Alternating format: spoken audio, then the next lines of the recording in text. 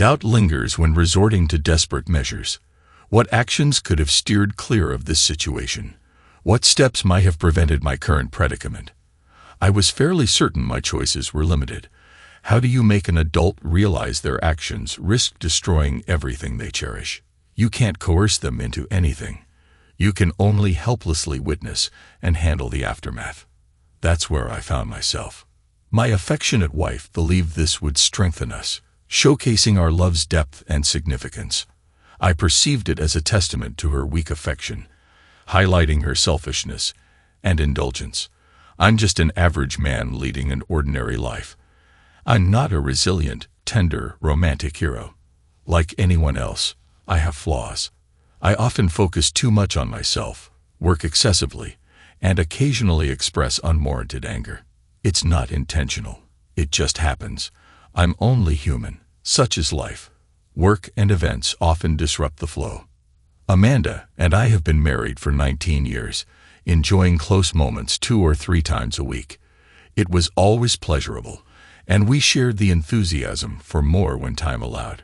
Hobbies like football, good books, or TV shows, along with parental responsibilities, sometimes diverted our attention. Yet we made time when necessary or when desire struck. Our marriage sailed smoothly, our finances improved, and our daughters Olivia and Audra, aged 16 and 14, added joy to our lives. While I may have considered myself ordinary, they were something extraordinary. Life was flourishing until my wife entertained unconventional ideas. She described our intimate life as plain vanilla and insisted on adding some excitement. Despite my satisfaction, I agreed to play along. Initially, it involved experimenting with different positions, which I found enjoyable due to my athleticism and good shape. However, the novelty wore off after a few times.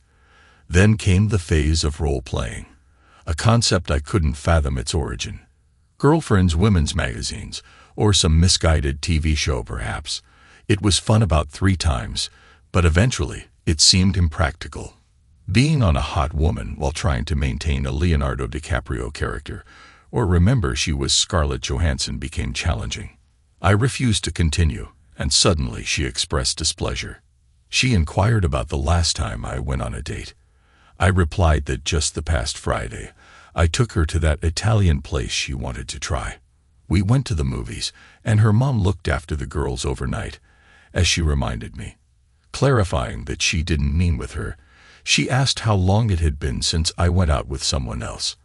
I questioned if she was accusing me of something.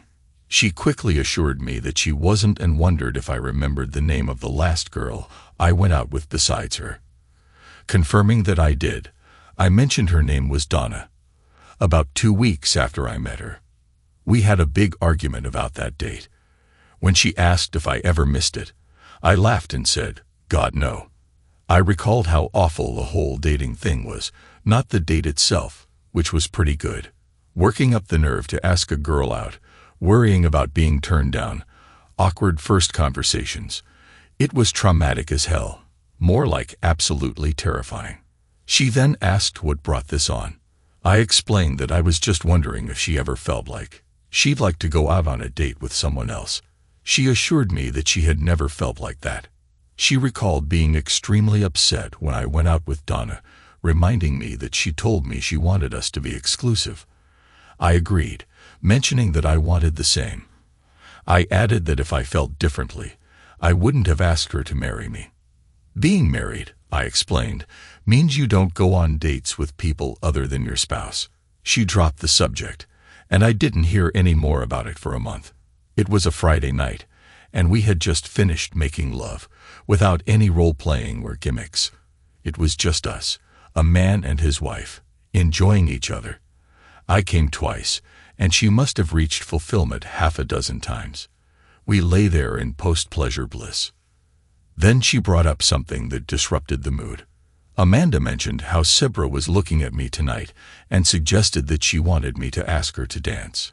Sebra is a friend from Amanda's workplace. I assured Amanda that it was flattering but emphasized that I only wanted to dance with her. She shared that she told Sebra that she wouldn't be jealous if I asked her. In response, I said that it was nice of her, but made it clear that I had no intention of asking Sebra to dance. Amanda then asked if she would be jealous if I danced with another man. I attempted to lighten the mood by joking that her brother would be okay, but she didn't find it amusing. She clarified that she had never cared if I danced with guys who asked nicely and kept their hands where they belong. She inquired if there was someone at the event I wanted to dance with. I replied that I didn't remember anyone asking me, and she accepted my response, stating that she was just wondering. I had no clue where this was headed, but I wasn't comfortable with it. Doubting my ability to sleep, I got up and went to the den, engrossed in a video game. She appeared at the door, observing me for a moment, but I didn't meet her gaze. She returned to bed, and I joined her once she was asleep. Everything remained quiet for 2 months until Angela's promotion party at the White Rhino with a great band. We all sat in a big circular booth, and Amanda was talking to Sebra Corwin. Amanda mentioned that Sebra wanted to dance and asked if I could be a gentleman and dance with her. Recalling a conversation from 2 months ago, I found myself in an awkward position. While valuing Sebra's friendship and not wanting to hurt her feelings, I wasn't keen on dancing with her. The prospect of her lush body against mine raised concerns, but I wasn't sure how to gracefully decline. Although I enjoyed dancing, I wasn't confident in my abilities, especially compared to Sebra, who moved gracefully like a big cat. Feeling there was no good way out, I stood up and mentioned that I thought they were playing our song. Sebra joined me, her brown thighs visible below the short blue dress. As the song ended, the band started a slow number, and I wondered why now. Sebra fit against me seamlessly, and I could feel her presence against my chest, with her black curls nearly covering my face. She smelled nice, and when she looked up at me, her big brown eyes were like liquid pools, and her teeth flashed white against her dusky complexion. She wasn't a dark black girl, more like a coffee with cream color. After the dance, Sebra expressed gratitude, mentioning that Amanda said I wouldn't mind dancing with her. I complimented her dancing skills, but admitted that I did mind, explaining that while I liked her a lot and considered her the sweetest girl I knew, dancing with her was not a good idea for me. She giggled and assured me that I was safe with her, expressing love and acknowledging that if I weren't married, she'd be all over me. However, she emphasized the importance of friendship and suggested we just enjoy that one dance. I squeezed her a little, and we finished the song. When we got back to the booth, Amanda wasn't there. I looked around and spotted her black and white dress.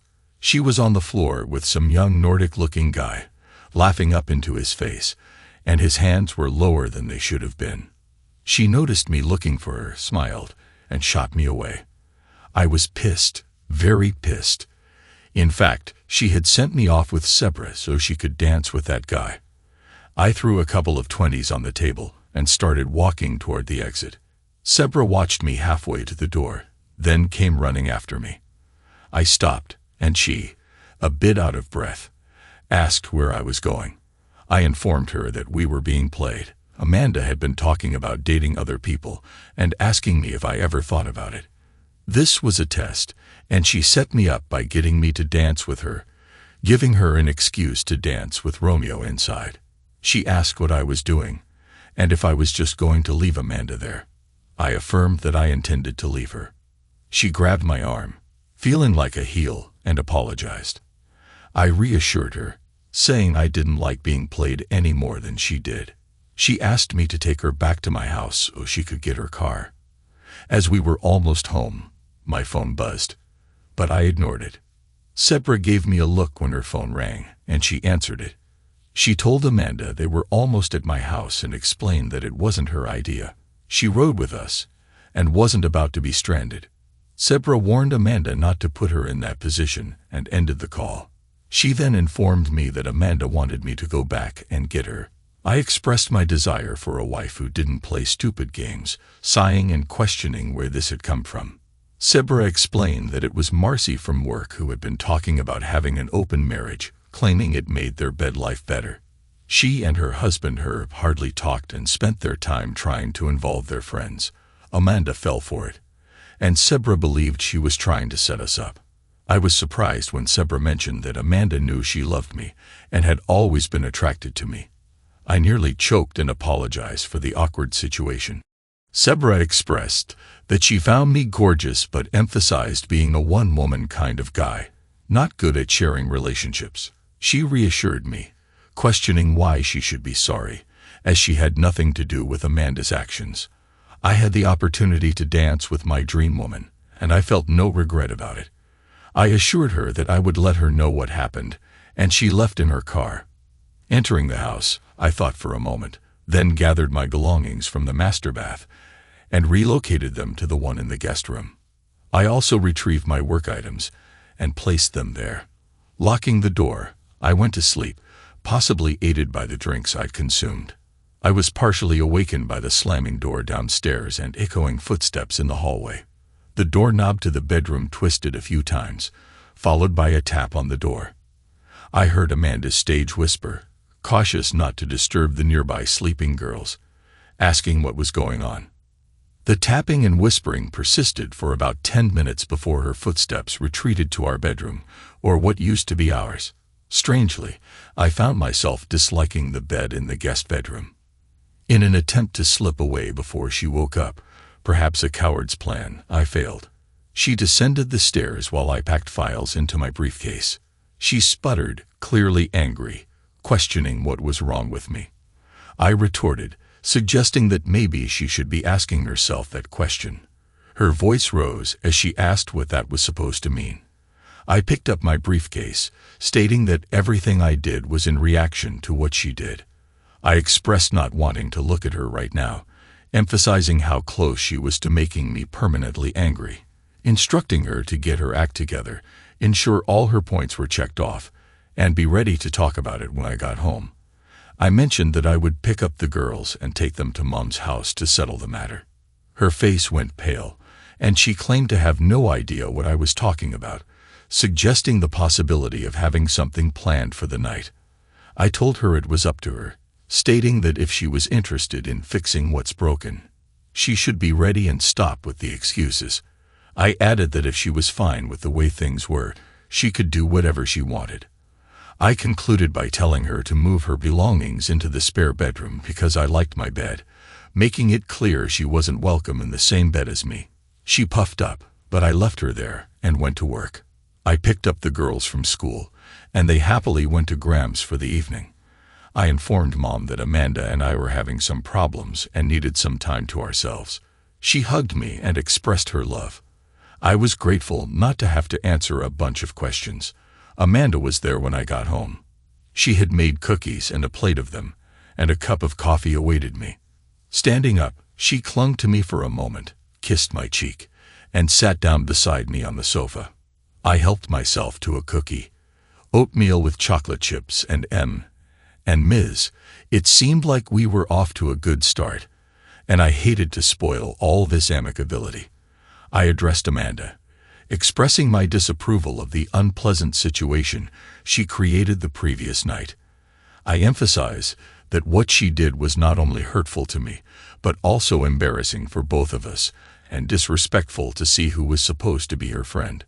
Amanda had difficulty making eye contact and apologized for her actions.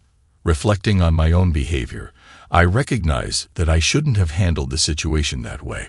My intention had been to open up communication with her, as she had consistently shut me down before. I considered this approach a way for her to contemplate alternative perspectives. In response to my question about possibilities, Amanda hesitated briefly before blurting out that she had been thinking about trying to date other people. According to her revelation, I told her there were several problems with that idea, the first being that both of us happened to be married. She argued that other married people do it, citing open marriages as a way to strengthen love. Skeptical, I questioned her sources, asking for a name. She mentioned Marcy and Herb, claiming they have an open marriage and that it strengthened their relationship. I doubted the authenticity of her information and suggested looking it up on Google to verify. She seemed a little shocked, but agreed to sit beside me as I fired up my laptop. After typing in how many people have open marriages and clicking on the first link, we discovered that according to a survey, less than 1% of Americans have open marriages. Checking several other links yielded the same result, less than 1%. She seemed to have anticipated something different and mentioned that it was still a significant number, estimating at least 3 million. I disagreed, expressing doubt that many people are married, open or otherwise. Suggesting a different approach, I proposed typing in how many Americans expect their partners to be faithful. After clicking the link, we discovered that more than 95% of Americans expect fidelity. I pondered, so what do you suppose that means? She opined, I guess that most people aren't very open-minded. I thought there'd be more people with alternative lifestyles. I hear about it all the time. I wonder how many of those open marriages end in divorce. Despite her reluctance, I insisted. Well, I did. And I wanted you to know. I then typed in how many open marriages end in divorce. The answer revealed that 92% of open marriages end in divorce in 5 years or less. I analyzed the statistics saying, let's see. Less than 1% of Americans are in an open marriage. That means that out of 1 million people, fewer than 10,000 are in open marriages. 92% of open marriages end in divorce. That means that out of those 10,000, there are 800 that don't end in divorce in 5 years. That's 800 out of 1 million. I asked Amanda to do the calculations and consider the odds of success for open marriages, especially when 92% of 1% fail. She admitted that the chances weren't very good. I pointed out that the few successful ones are those where both parties are willing. I directed her to the screen, emphasizing that 100% of marriages where one party is coerced into it fail. I made it clear that our situation would fall into that category since I wasn't willing to participate. I explained how my feelings of resentment, competitiveness, jealousy, insecurity, betrayal, and lack of security would impact us if I were to allow this. I expressed that the only reason I would endure such painful absurdity is if I were desperate to keep her, but I reassured her that I'm not that desperate. I mentioned that other women are attracted to me, citing an encounter from the previous night. I stated that if I were a pathetic loser or a sick individual, I might be interested in playing her game, but I clarified that I'm not that man. I made it clear that I would prefer her to shoot me in the head than break my heart. Amanda weakly responded that she didn't think everything on the internet could be believed. I acknowledged her point, stating that a good bit of it was probably misinformation, especially the part about many people having open marriages, which I suggested she shouldn't believe. I questioned her trust in Marcy, asking if she believed everything Marcy told her and pointing out Marcy's history of multiple divorces. When Amanda didn't know about Marcy's husband, I pressed further, learning that Marcy had been divorced 4 times.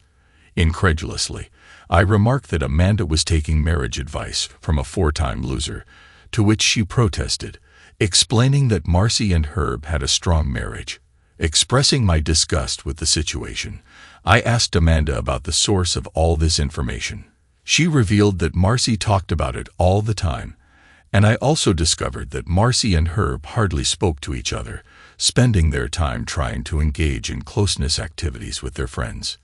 In my frustration, I questioned Amanda about her actions, asking her how she thought this situation would end. When she suggested that our bed life had been stale lately, I disagreed, stating that I had been perfectly happy. I further pointed out that her desire to play games had made the situation weird, referencing the last time, and how she had reached fulfillment 6 times.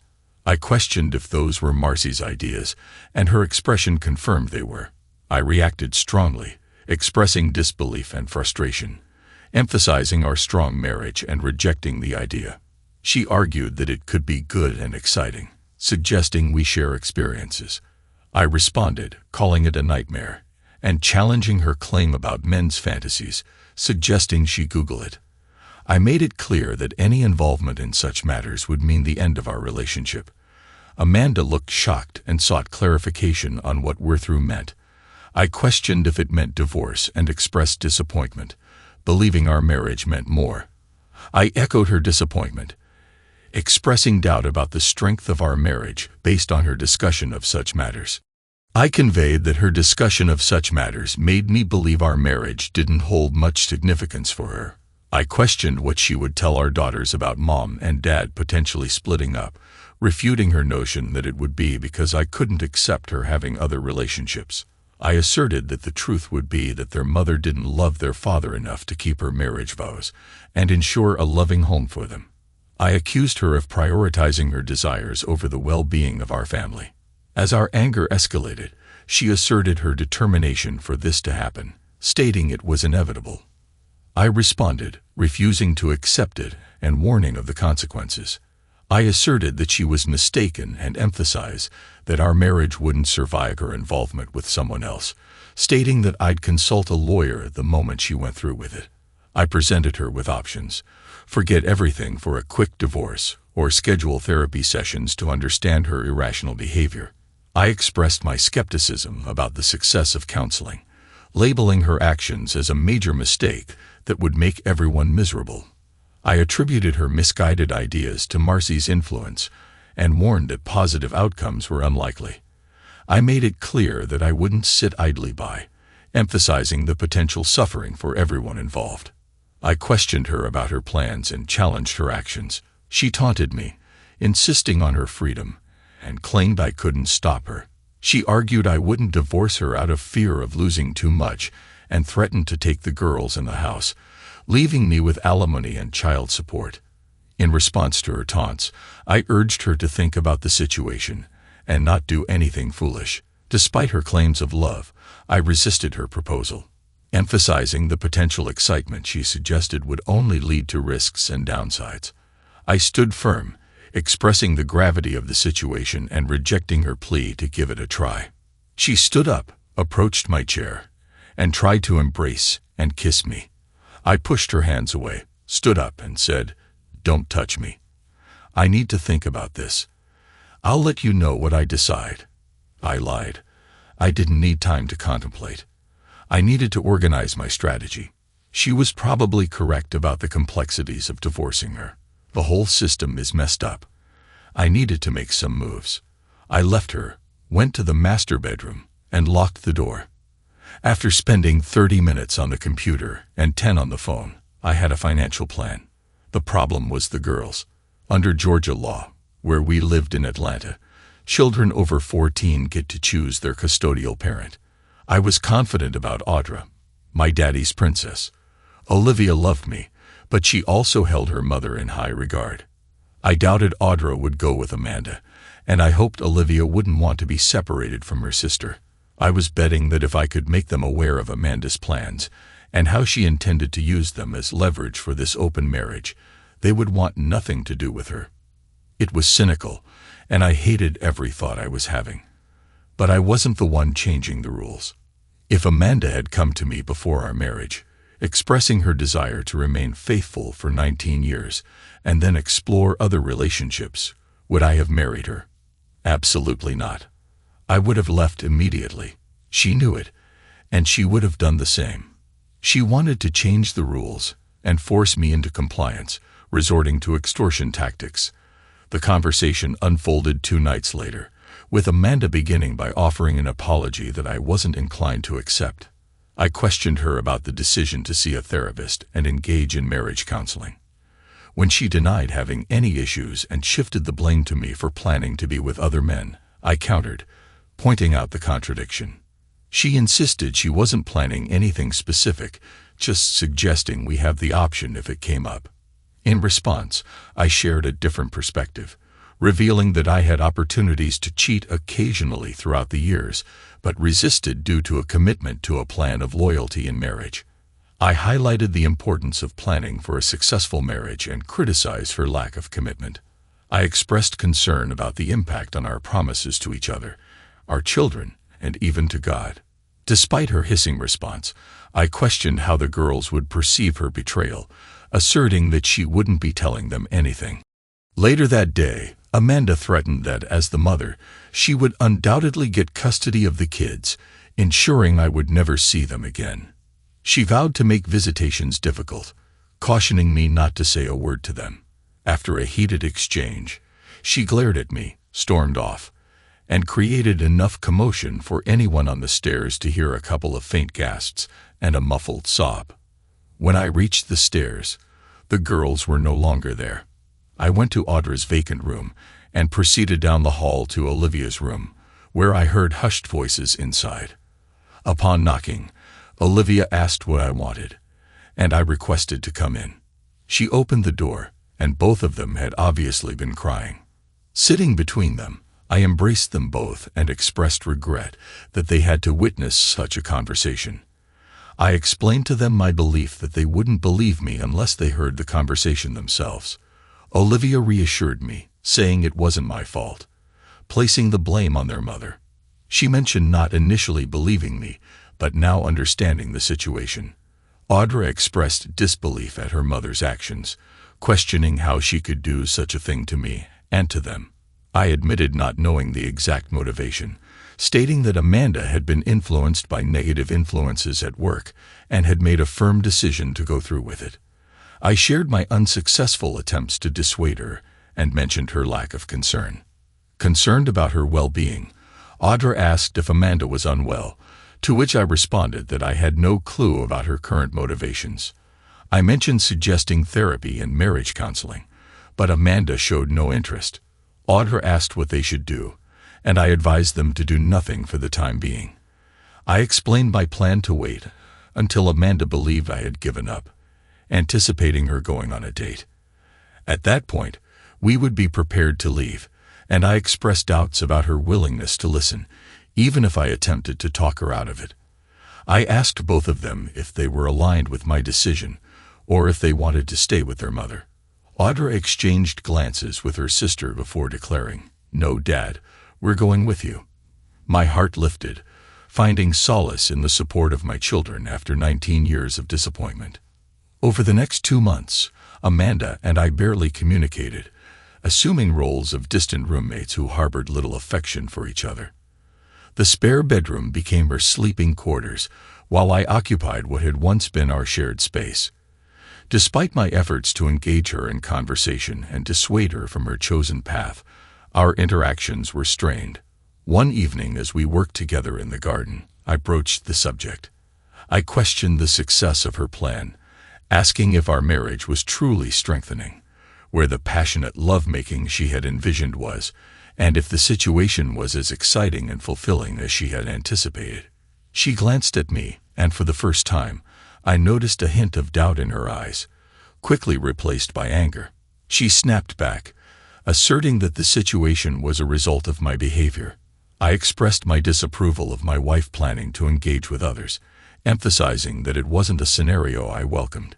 In response, she insisted that I was the one at fault. During our heated exchange, she practically shouted that I needed to consider the positive aspects of the situation. According to her, everything could be perfect if I let go of my stubborn pride. I questioned the idea of perfection and for whom it would be ideal.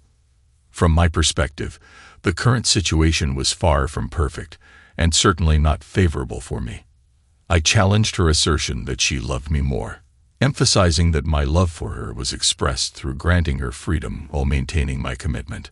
I perceived her desire for exploration and boundary pushing as selfishness rather than an expression of love. I made it clear that my love for her was reflected in my decision not to engage in relationships with others, and if she truly loved me, she would do the same.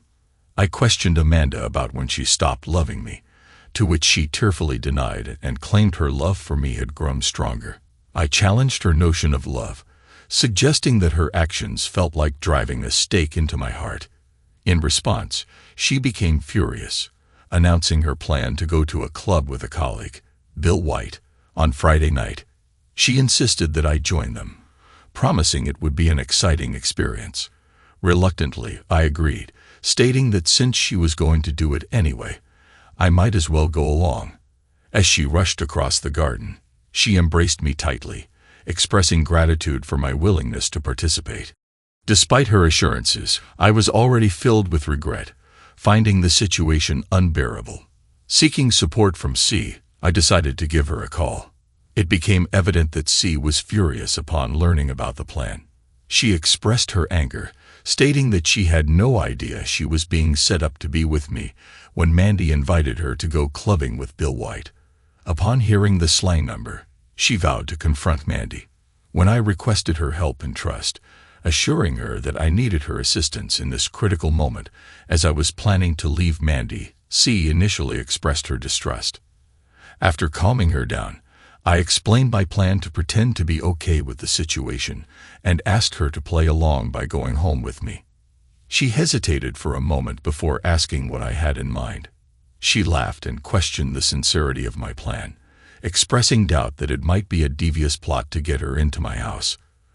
Amused, I admitted that it indeed was such a plan and clarified that I needed her assistance in moving the girls to my new place while I retrieved our belongings from the house.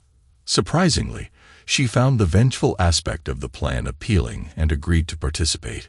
Throughout the week leading up to Friday, Amanda engaged in closeness moments as if there were no tomorrow.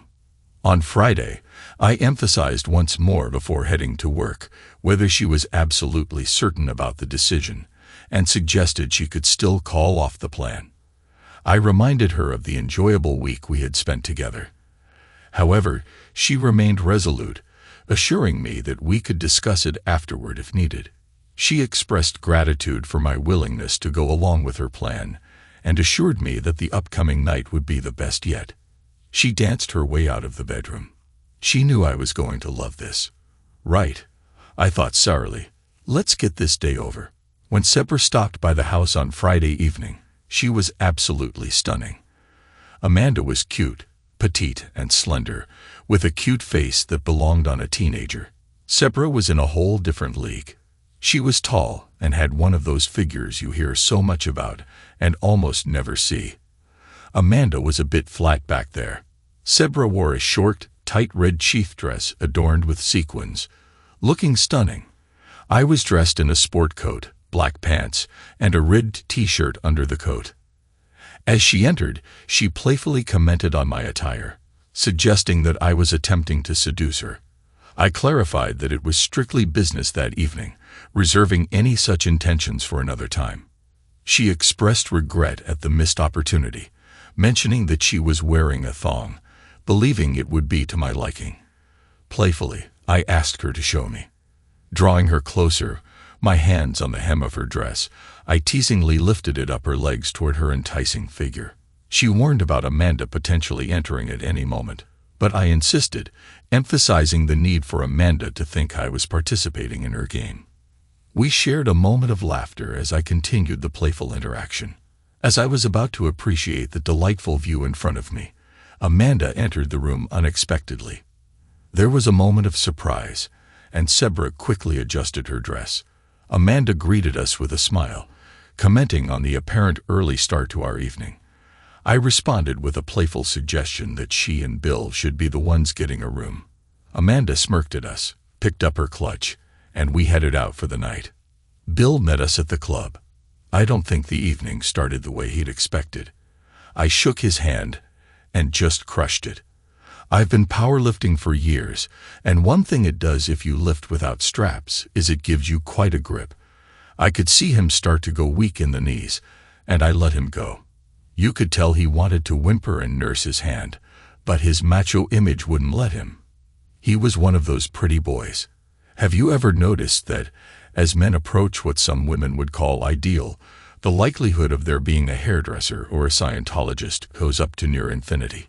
Observing Bill, I drew a parallel with Tom Cruise. Curious, I inquired if he was a hairdresser, to which he chuckled and dismissed the idea, stating that hairdressers are predominantly gay. Acknowledging this, I brought up L. Ron Hubbard and revealed my affiliation with Scientology for 6 years, explaining that I was testing a theory. Sepra, having heard my theory before, was on the verge of choking and seemed ready to burst into laughter. Glancing at Amanda, who was visibly red with anger, I realized I might have shared too many private theories with Sepra. Deciding to change the subject, Sepra suggested finding a booth and marched away with a tense posture, with Mr. Bill trailing behind her at a safe distance. Once he was out of earshot, Sebra erupted into laughter, and I joined in, acknowledging, "You're a mean man, Corwin." "Yeah. Well, this is a hell of a night," I responded, encouraging her to pull herself together and act like she was seducing me. Sebra played her part convincingly. By the time we reached the booth, I found myself thoroughly intrigued. After dancing with her twice, she exhibited everything but engaging in a closeness act right on the dance floor. Amanda was occupied with Mr. Bill during our return, and I asked Sebra, "Are you ready for the big show?" She gazed up at me with those upturned eyes, an expression in them that conveyed this wasn't merely a game for her. They were enormous and radiant brown, and I found myself falling into their depths. I observed those full, lush lips slightly part, and her petite pointed tongue moistened them. I couldn't resist. I had to taste her. It exceeded all my expectations and more. Suddenly, I heard a noise, and Amanda and Mr. Bill were sliding back into the booth. "Oh no," I exclaimed in my best Saturday Night Live voice impression. "Look who's back." Sebra caught on, and so did Amanda, but Mr. Bill remained oblivious. Sebra chuckled, advising against doing anything mean to him. Amanda's face changed, puffing up like a puffer fish, and the smug smirk disappeared. I informed them that Sebra and I were planning to leave. I suggested they have fun, and Amanda escorted us to the door. She inquired about my well-being, noting that I had been acting like an idiot earlier. I responded that I was not okay, and urged Mandy to consider leaving now with me. I proposed going home and trying to work things out. I warned that if she stayed, it would be a permanent decision. She expressed her excitement, mentioning that this would be great for us, and advised me to go and enjoy myself, assuring it would be awesome. She encouraged me to avoid being an idiot. I retorted, implying her interest in Mr. Bill, not me, and stated that we were leaving. She grabbed my arm, insisting it would be a great experience, emphasizing that Sebra was interested in me. I questioned if she was spending the night with him, teasing about his stamina. She hesitated a bit, mentioning she might get home around midnight, planning to spice things up with Mr. Bill. I slapped myself on the forehead, remembering their plans. I told her to be quiet if Sebra and I were still engaged when she returned. She kissed me, and I hoped she enjoyed it, knowing it would be the last one. I left and got into the car where Sebra was waiting. She asked if I was sure about my decision, considering my long marriage. I sighed and affirmed that I was sure. She commented on my seemingly calm demeanor, expressing surprise at my lack of distress. I explained that I had run out of emotional energy, having been upset for an extended period. I clarified that I was now just tired and sick, wanting the ordeal to be over. I mentioned that I had shed countless tears, but that time had passed, and it was now time to move on. I suggested going to get the girls. Upon arriving, we noticed the moving truck already being loaded. The girls were busy carrying their clothes downstairs and packing them in large plastic tubs.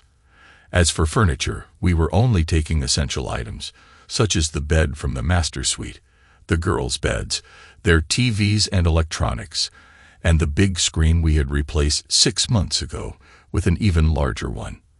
When the girls completed their packing, Sebra took them in her car, and they drove to our new place. It was as far from the old one as we could get while still remaining in the same school district. The guys finished packing, and I took a final look around. It appeared empty and silent, with only the ghosts of 19 years lingering. With a sigh, I removed my wedding ring and placed it on the kitchen table alongside my cell phone. The girls' phones were already there, signaling it was time to leave. A sense of melancholy surrounded me. I was departing with a whimper, a few petty jabs at Amanda and Mr. Bill, and I was walking away from 19 years that had been pretty damn good. Oh well, stuff happens, I thought. I locked up, loaded my tools from the garage into the back of my truck, and departed. The girls were quite excited about the new place, especially with its backyard pool. They couldn't wait to try it out the next day. "Do you like that, baby?" I asked Audra. She yeeted, she said. I had no idea what yeet meant, but it sounded positive.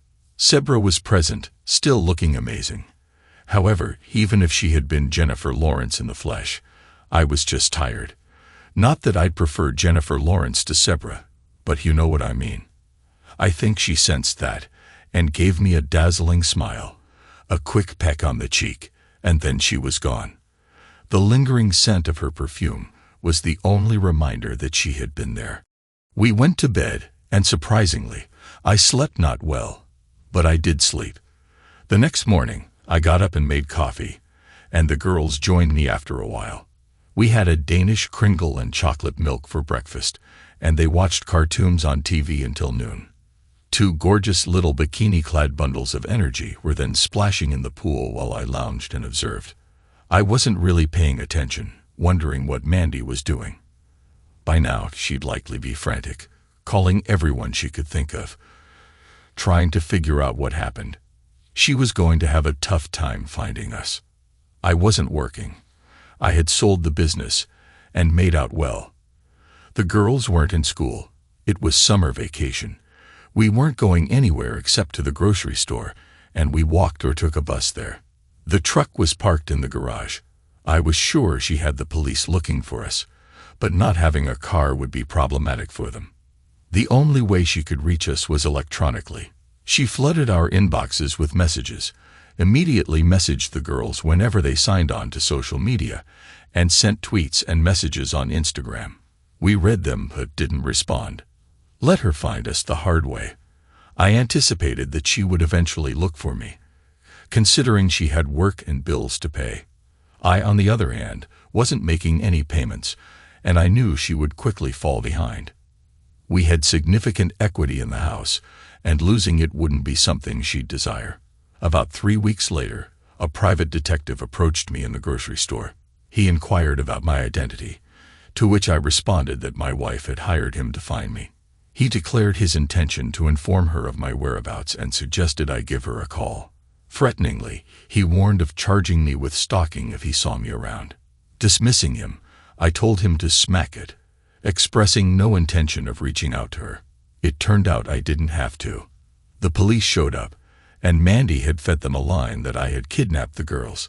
They requested me to go down to the station and sort it out. When I declined, they arrested me and took me downtown. The girls went in another car, and upon reaching the station, Amanda was there. She attempted to hug the girls, but they rejected her. They'd pushed her away, and a woman came to get them, along with Amanda. They went into one room, and I into another. The cops began questioning me aggressively. I provided my identification, noting that they already had my driver's license.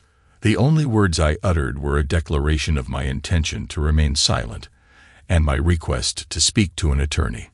This statement silenced them, and I overheard one of them mentioning that I was lawyering up. They handed me a phone, and I called John Trimble, who arrived in 45 minutes as we had planned. It took approximately 3 hours to resolve everything. During the process, the girls affirmed that they were with me willingly and denied any kidnapping. They refused to speak to their mother. John took over from there, pointing out the absence of a court order on custody. He emphasized that under Georgia law, both parents were considered equal candidates for custody and highlighted that children over 14 could choose the parent with whom they wanted to live.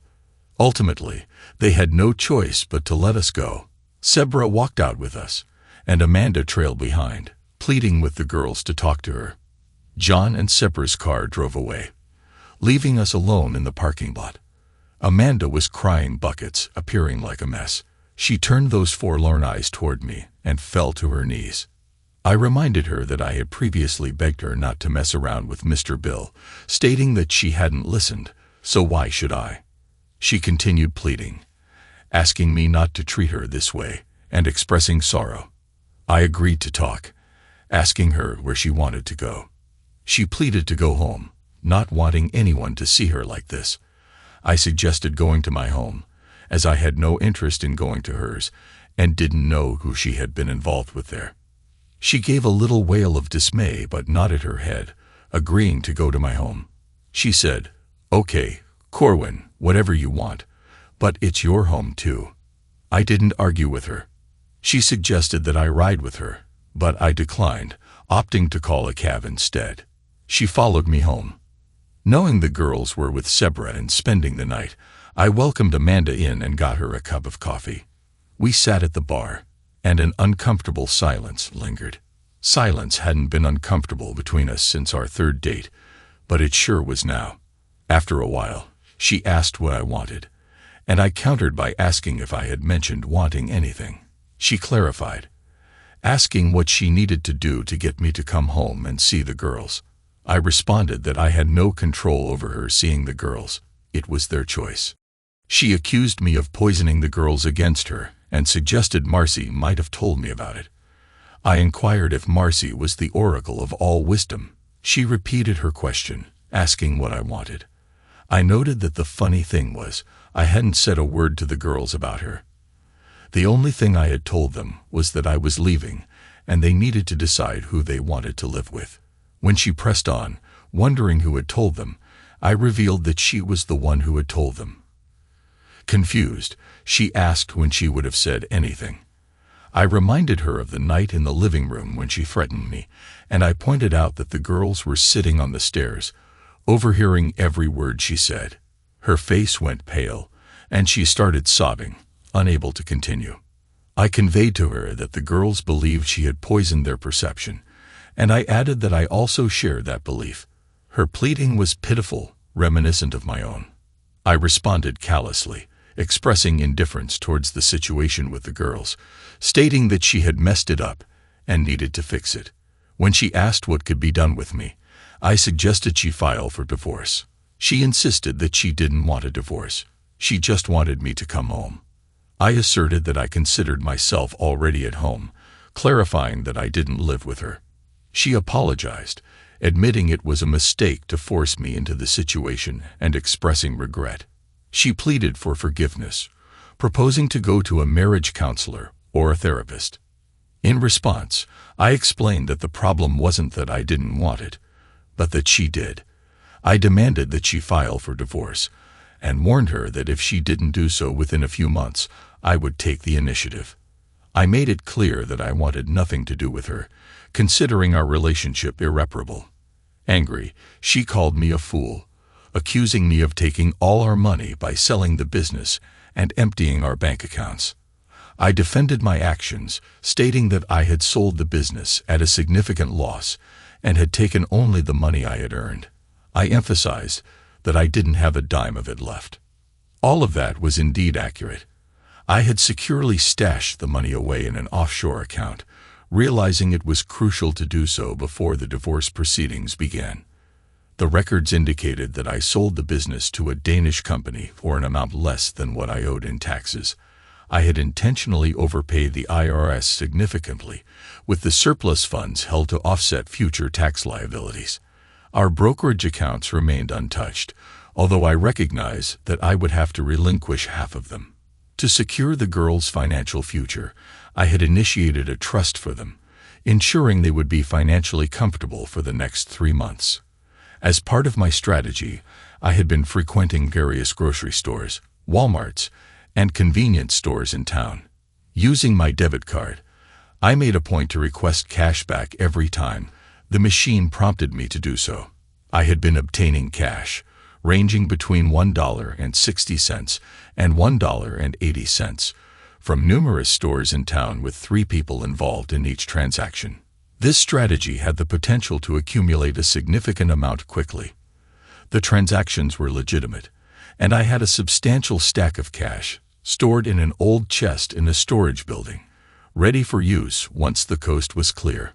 Addressing Amanda, I informed her that she could have the house. The equity built up in it was sufficient for her to sell, get out of the mortgage, and manage for a while. I suggested that after selling the house, she might consider moving in with Mr. Bill, wondering aloud about his wife's reaction to that prospect.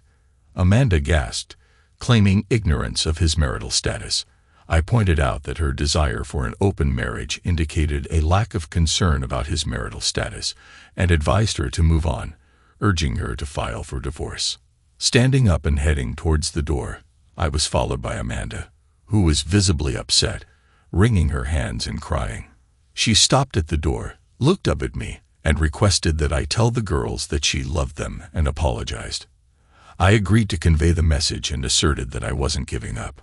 I clarified that I wasn't filing for divorce because I didn't want one, expressing my desire for her to come back home. She commented on my apparent lack of open-mindedness and expressed regret that she hadn't anticipated the situation turning out this way. She continued professing her love for me and declared her intention to keep trying. I was too tired to argue with her. I saw her out the door, took a minute to collect myself, and called Sebra. She brought the girls home, but she didn't come in. Audra and Olivia were very upset and even angrier with their mother than before, if that was possible. I knew they wouldn't be at all receptive to the message from Amanda I had for them, so I decided to just sit on it for a while. 2 days later, Amanda showed up around 4:30 with dinner. She'd made chicken tetrazzini with French-cut green beans and a big basket of garlic bread. Olivia opened the door. Amanda tried to hug her and got a stiff arm for her troubles. Amanda greeted me, addressing me as baby, and Olivia called out for my attention. I heard Amanda expressing her apologies, professing love, and stating that she missed me. However, Olivia abruptly shut her down, refusing to hear any of it and instructing her to stay away. Amanda was visibly shaken, and as she nearly collapsed, I rescued the basket of food she was carrying. Bringing her to the sofa, she sat down and buried her face in her hands, sobbing about how much she was hated. I acknowledged that what she did to the girls was hurtful and expressed doubt that they would trust her again. Despite sympathizing with her pain, I emphasized that rebuilding any relationship with the girls would be her responsibility, not theirs or mine. She mentioned making dinner and looked at me pleadingly. Despite recognizing that she brought it upon herself, I decided to help. I offered to talk to the girls while she found the dishes in the kitchen. Upstairs, the girls were furious, expressing disbelief at Amanda showing up and thinking that feeding them would make everything okay. Audra voiced her anger, stating that Amanda had destroyed their family. I empathized with Audra, explaining that Amanda had thrown in the hand grenade and now had to deal with the consequences. Despite Amanda's misguided perception that I was the problem, I reassured the girls that my love for them remained unchanged. I gave them the option to stay with me or be with their mother, emphasizing that my love for them would never waver. Olivia expressed her strong aversion to eating with her mother, stating that she'd rather hang herself. The girls affirmed their decision to stay with me, and we shared a hug. I proposed the idea of going down to eat with their mother and trying to be civil. Olivia asked if I wanted them to, and I expressed my desire for them to do so while avoiding mean comments. They agreed to be civil but intended to convey their feelings. The dinner turned out to be extremely awkward.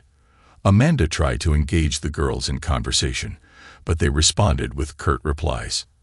After the meal, we cleaned up, packed Amanda's dishes, and she prepared to leave.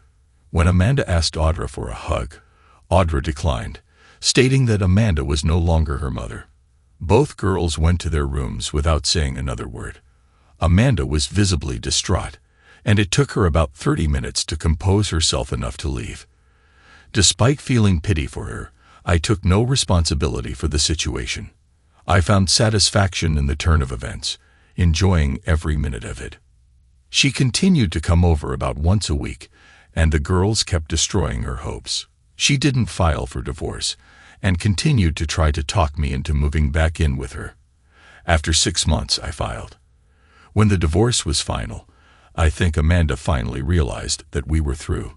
The court gave her visitation rights, and somehow every time she wanted to visit, there was something that did not let the visit happen. I certainly hoped she found someone that suited her open life. I sure had. I am still unmarried, my life dedicated only to my girls. I am still unmarried, my life dedicated only to my girls. Thanks to everyone who took the time to listen to today's stories. If you enjoyed it, please consider liking and subscribing if you haven't already. Feel free to share your thoughts on the events in the comments below. Take care.